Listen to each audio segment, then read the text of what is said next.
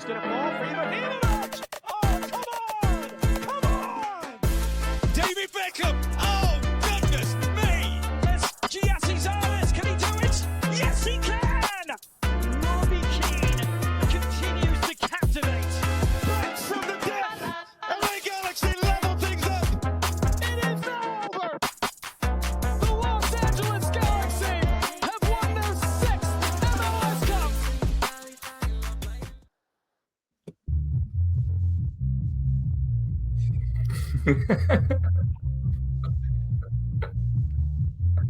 Clash of Cosmos, episode 14. We won a game.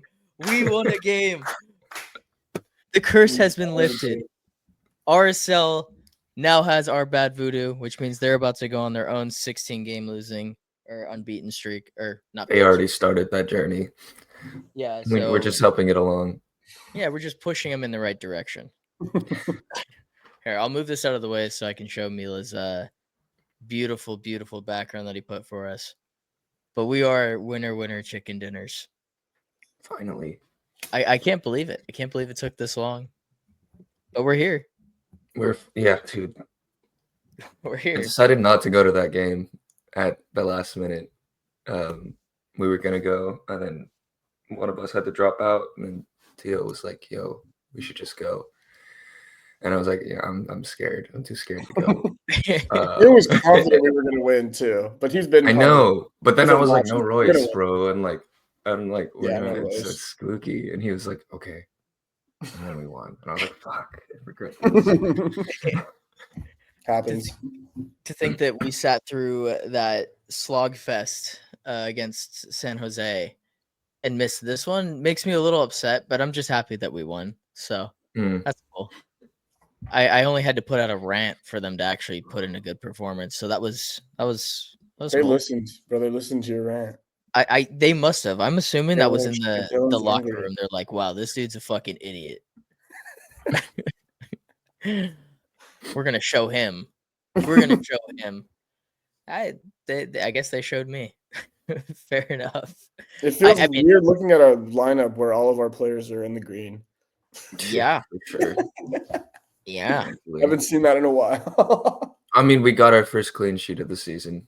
Yeah, that helps. Definitely deserves. That helps. Which is also not something that you want to be coming along with your first win of the season, but here we are.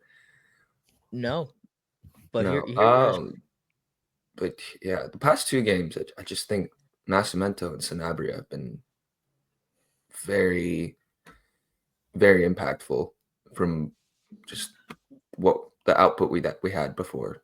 Nascimento seems to have some creative spark to him up top, and obviously like young legs that Ramirez doesn't offer, and we've been missing that. I know Dayon used to just make his own shots a lot last year. I'm not saying that we've seen Nascimento do a lot of that in terms of goal scoring because he hasn't got that first goal yet, but there were times in that game that he just tried to take 1-2 touch and just rip one and catch the goalie by surprise. So hoping to see more of that, and I think he'll be really good going forward. But what did you guys see? He took some good early shots. I feel like what I'm seeing out of Nascimento is him kind of at the same time trying to make up for the lost time that he hasn't been playing, but in a positive way. He's not really trying to do too much. He just, if the second he sees a shot, he'll take it, which I really like. And I think that's what we need, because I think from Peck and Paintsville especially, we've seen a lot of dribbling around the top of the box, not taking that shot when you have the chance, and then the chance goes away. While Nascimento hasn't scored, I think he's obviously created that first goal for Sanabria on his own pretty much with that dummy. And I saw a lot of positive things from him. I think Sanabria as well is a huge positive. It looks like he's finally kind of becoming that Delgado replacement that we brought him in to be. Delgado or Ricky replacement, you could say. But I feel like when Ricky comes back, he's going to take more of that Delgado role. So it looks like he's really fitting into that well. I'm excited to see Sanabria with Ricky. I think Sanabria offers this like dog. Him and Nascimento, I think the main thing with both of them is that they have this hunger. They want to be in the squad, and they clearly don't like losing, and we've seen that. And I think Sanabria, just those runs into the box is going to help a lot for Paintsville and Peck. But going forward with Pooch coming back, I think just that presence in the midfield and that energy to counteract the just all the mesmerizing stuff that Puig does offensively. I think is going to be super, super helpful. Yeah. No, I think you guys kind of hit it on the head there in terms of what both of those guys have brought over the last few games. Sanabria is showing why we brought him in and why they were okay with letting Delgado go. And it's because he does exactly the same stuff. He just broke his collarbone 3 games into learning a new league and a new system. So I'm happy to see that he's progressing and developing. And like you said, he's got a grit to him. He's South American. He's got that South American shithousery attitude to him where he's just flying around, throwing in his body. I mean, there's a reason he came off at half, right? Was because he was kind of just throwing his body around and ultimately led to him probably picking up a knock. But yeah, Nascimento, I actually put his heat map on SofaScore because I was curious. His ability to play alongside Peck and Paintsel has been the most fluid of anybody who's played up there so far this season. Like terms of checking in, coming in short, playing out of them. picking up their spaces, right? Like with Ramirez and Royce, you have it's an athletic problem. Like they can't like Peck and Paintsel want to get on the ball and then drift towards the middle. At least that's what it's felt like this whole year, unless it's on a counter. So Nascimento has been able to fill up the spaces on the wing as well. It's not like it's just this one direct. Here's the 9, throw it up to him up top. Like he has that ability, and he's been headering balls to the left and right. But honestly, like his ability to just pick up space behind them has been more important, which I honestly thought was going to be Ramirez's strength. Nascimento has actually picked it up more than Ramirez has. So there's no reason for the kid not to start every single game from here on out. I agree. I think he needs to be playing full 90s. I agree. Yeah. Fortunately for Ramirez, he still might be our top scorer, but it's so slow. And I think I could see the idea behind it if he was 10 years younger, because there's definitely talent there, but we can't get anything going with Ramirez right now unless we're just whipping balls in the box and he's arriving at the perfect time. But I haven't seen that this season much. Well, I don't think Ramirez was brought in to be our starting striker, so I don't think so either. Falling into the original plan of giving Nascimento those minutes. I'm okay with Nascimento getting 80 or 70 minutes just to start off at least while he's still getting his feet under him. Because I think Ramirez brings against tired legs. I think he's pretty good. I more so wanted for the just the development of Nascimento. I just think give him as many minutes as possible. Yeah, especially since he's alone. Acquainted. Yeah. Yeah. That was like the big part of my rant was like, you got to start playing the young guys because you got to figure out who's going to actually be here after this year. Like Ramirez isn't going to be here after this year. No, he's not. I seriously doubt it. Like he's not going to take a pay cut. Somebody will probably give him some money similar to what we would offer him, probably more suited for him. Whereas like, if you can figure out if Nascimento is that guy and can be your 9 going into next season, then there's no reason not to play him every minute that he's able. And I think that goes for most of the bench here too. I mean, I don't remember like 2 or 3 of these guys might be leaving.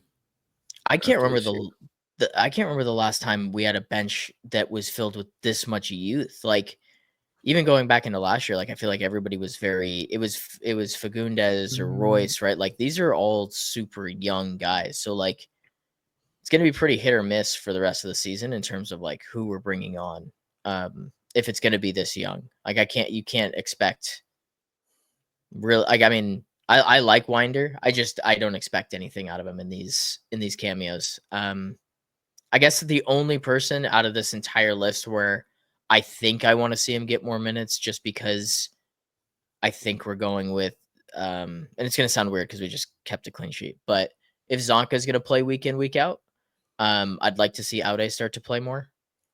I just think that it's redundant with Zonka and Yoshida and Nelson. I think it's just not enough going forward, but if they keep keeping clean sheets, I can't really be too arsed about it. He's also at the end of his U22, so like if he's not going to be playing, what's the point of having him? We should move off. Yeah, I that's one of the guys that I think we'll probably move off of. Is like it's nice to have him, but he's not necessarily integral to our success. Yeah, he's a little bit surplus to requirements. Yeah, and like you said, his U22 is going to run out. I don't see us keeping him. I think he's a great player, but yeah, once again, I don't really see how he fits in the terms of next year. This year, I think he does, but without that one U22, it becomes a bit hairy. Yeah. I do love Cuevas. I don't think there's any player. I don't know what it is about him. I love everything about him. He's probably my favorite player in this picture right here. I really like him. Yeah. He's just so. I think the main thing that I got from this game was this is the most direct that we've played over the course of the season. Like everything was forward thinking. Every player was forward thinking. It was kind of like the final breakthrough of like, all right, like we'll just throw it. We'll throw the ball against the wall and we'll see what sticks here. And we finally saw them be direct, put some chances away, and then we never kind of put that. We never took our foot off the gas, so to speak. Like it was just a constant pressure throughout the full 90. Well, I think the lineup that we had helps with that, just to keep pushing the entire time. Also, not to mention, just no tired legs throughout the game from some of these older guys. Where like Fagundes is probably the oldest guy doing the most running from the old guys, and we've seen him drop a little deeper at times. So it's not like he's sprinting up and down the field all game.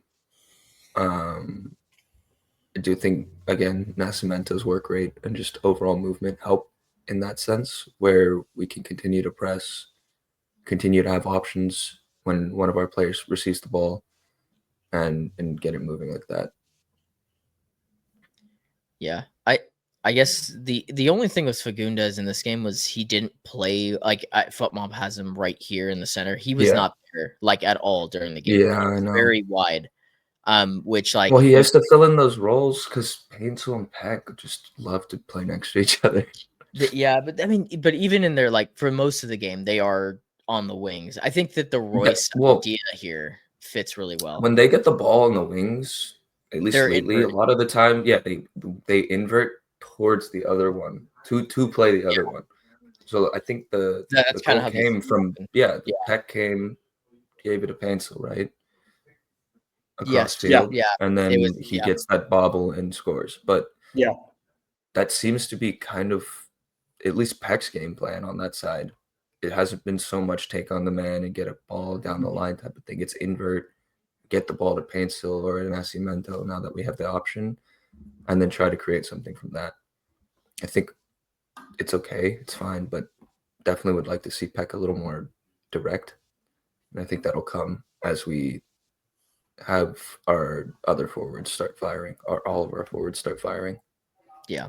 You can kind of tell that Peck, he just doesn't trust his shot right now. Like he even got that one-on-one like late in the game, and he cut onto the inside, and then he kind of just put in a chip from like send him to the mountains.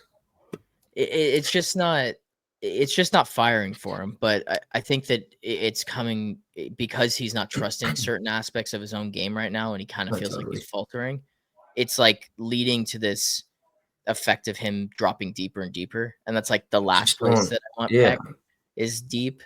Like I'd rather see him forward. Yeah, with a player like him too, we want versatility. We don't want him to be a one-trick pony. And if he's just going to cut inside every time he gets the ball, that's the issue. I don't have a problem with him doing it on occasion, but I do want to see some variety, some attempts to take on his man, a little more like dare to dream with some of his shots. Whereas it looks like he's trying too hard to score some of these, and he's playing it too safe.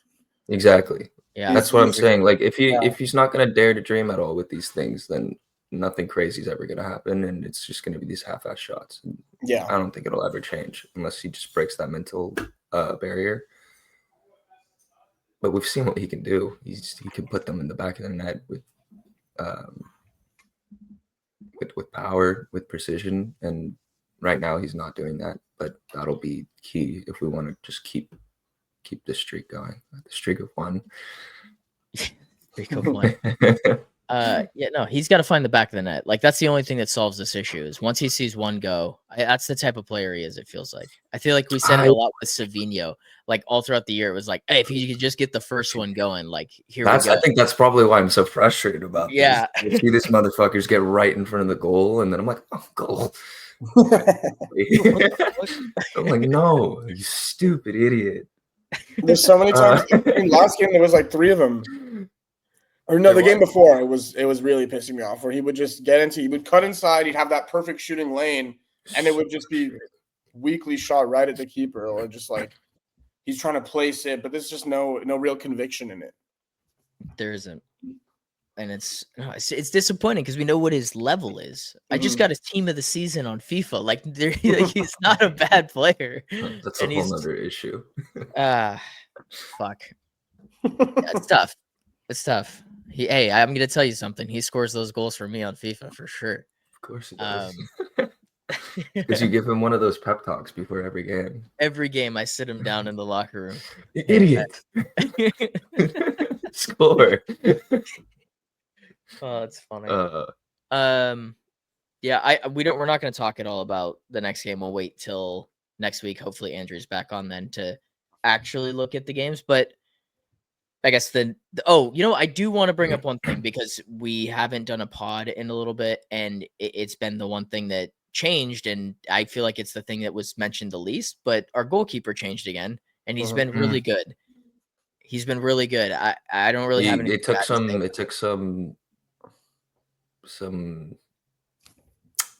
I don't know. There was dust, and we had to blow off the dust.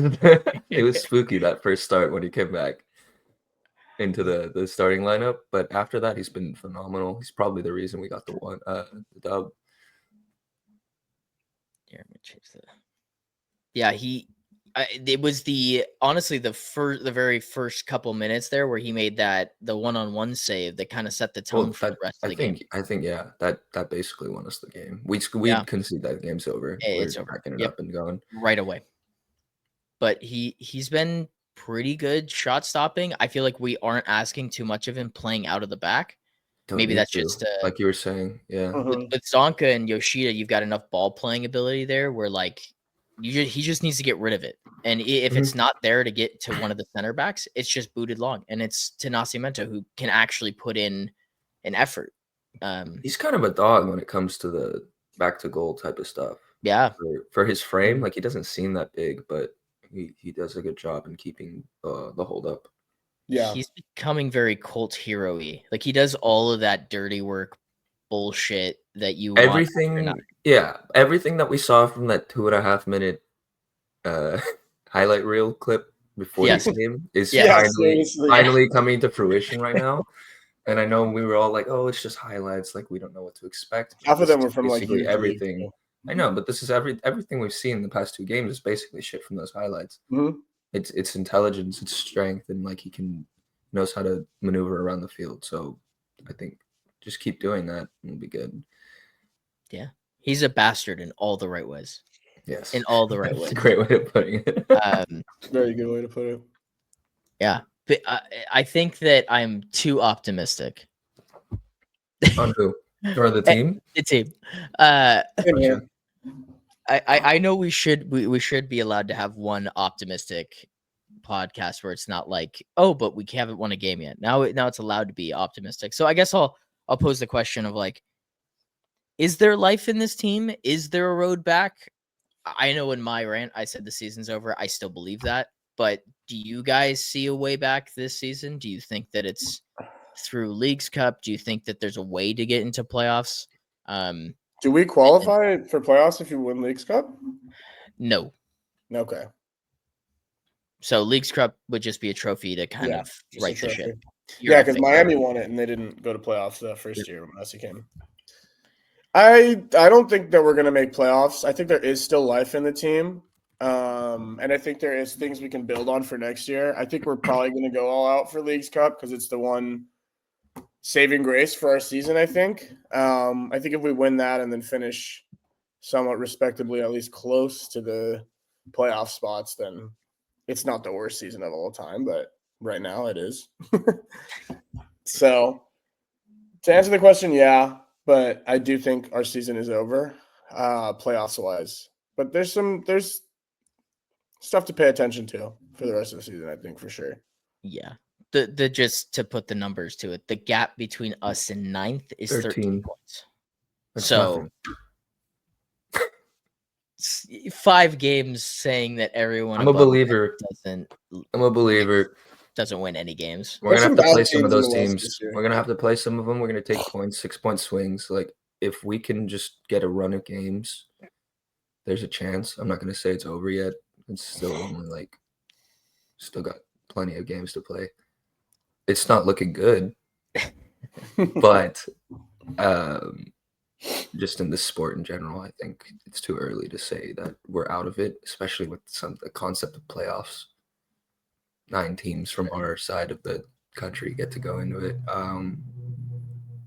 I think there's a chance. It's slim, but totally a chance to squeeze in there and make something out of this season. Even if we don't go far, we can lose first round. I think just making the playoffs or even sniffing the chance to reach the playoffs after a start like this would be phenomenal. Yeah, I mean the next 3: St. Louis, Colorado, San Jose. So you're looking at 14th, 8th, and 7th. 3 winnable games, I'd say. I wouldn't disagree. I think we just need to not beat ourselves at this point. Is it I'm at not San really afraid I of think anyone. so. It might be the Stanford game. Oh. Oh, I'm not 100% sure on that. I think we can win that, honestly, especially them True. beating us and all the shit they talked on Twitter. I think there's going to be a fire lit under us. Yeah, I'd hope so. Yeah, it's at Stanford. That's always a weird game. Yeah. Never did. Fucking hate Stanford. It's such a stupid thing that they do. I get it, but it's stupid. And then we play DC United after. Oh, sorry, we play Vancouver, then DC. That's the next 5. St. Louis, Vancouver really Colorado, San Jose, unless they have food poisoning again. Yeah, that's true. And then DC. And DC is pretty awful, I think. Yeah, they're not great. 23rd. So it's an important stretch of games to Mila's point. Like if you can swing together, getting way ahead of myself, 4 wins, 4 and 5, right? Like if you're able to take care of the teams that are close and lose to a Vancouver, even if it's 3 and 5 and you pick up a draw somewhere in there, you're looking at 10 points, 10 to 12 points. And then we go from, 7 points to 17. It'd give me too much hope. It give me too much hope. That's what that would do. It may kill me. That's the hope that kills you, right? So don't be a baby. We just got a title last year. I am a baby. I want to win every year. That's how it should work. As long as we don't miserably lose 5 games in a row, by our own stupid mistakes, I will be okay. I think I'm in agreement there. But I would have to third that. Yoshida team of the week. Was he Did team he of the actually? week? That makes sense. Yeah. Captain's back. And he's smiling. He's not cussing out the ref. Yeah, he had an iffy moment in the first games. 5 minutes of that game, though. Do you know which one I'm talking about? Where he even on the goal, the gap between him and Zonka. Zonka. I do know what you're talking about, yeah. But also just the chance that Mikovic made that save. Him and Zonka are fucking on the opposite sides of the pitch, trying to go grab water bottles or something. There was so much space in between. It was ridiculous. The fact that they didn't score that is that's what I was saying. That the first 10 minutes I watched it, I was like, we might win today, but there's no way we keep a clean sheet. And then we somehow kept a clean sheet. No, it was good to see him. Like all the guys that we needed to play well actually played well. Still, Peck, Nascimento, Yoshida. Like it was good to see the team actually just put in a performance, put in a shift. That's what we've been asking for. We'll see. We'll see. Is I guess happy captain. Yes. Happy captain. Happy podcast. Yeah. Do you guys have anything else you guys want to talk about, or you guys want to wrap it up and then we'll get into the preview next week? I think I hit all of my talking points. So yeah, I think we're good. Cool. Oh, Ronnie. Oh. No, Ronnie. No. There was a Fabrizio thing this week. He doesn't think he's gonna get signed before it happens, so it's not happening. Okay, I'm not talking about it. It's not Wait, what? He Fabrizio tweeted he had an interview today talking about a bunch of stuff. And Ronnie said that he's not getting probably picked up by a Club World Cup team. So nice. Yeah, which means that he won't be going to not speaking their name. I wasn't worried about that. About him coming to us? Mm. Mila was more scared about that, I think. Okay, let's shelve that for the next one because that's a Yeah, larger that's a good talking point, subject. and I actually really like that because it's gonna happen, and then I'm gonna be the happiest person on planet Earth. I'm gonna be so at every game. Hey, it's okay to boo at every game. I don't think When it's good. It would just be like, because your boos will be in with his sues, so it Dude, just you're not gonna be booing. never, scores not gonna be against booing Athens. him, bro. He's in the MLS also, so it's just gonna be fun for us. Yeah, if it it'll be does fun. happen. If I don't he know. did, it would be fun. We'll talk about it later, though. Yeah. let's talk about it next episode. But from the three of us, episode 14, happy to finally have a win. We'll see you guys next week to go over the preview against St. Louis. But until then, deuces. LA are the champions. They're going to go alone. Still back. What a goal. It's 6. They just cannot stop scoring. The volley from Bono. Yes. San Jose carved open with a world-class pass from Ricky Pooch. Glittering Galaxy and Landon Donovan is the match winner.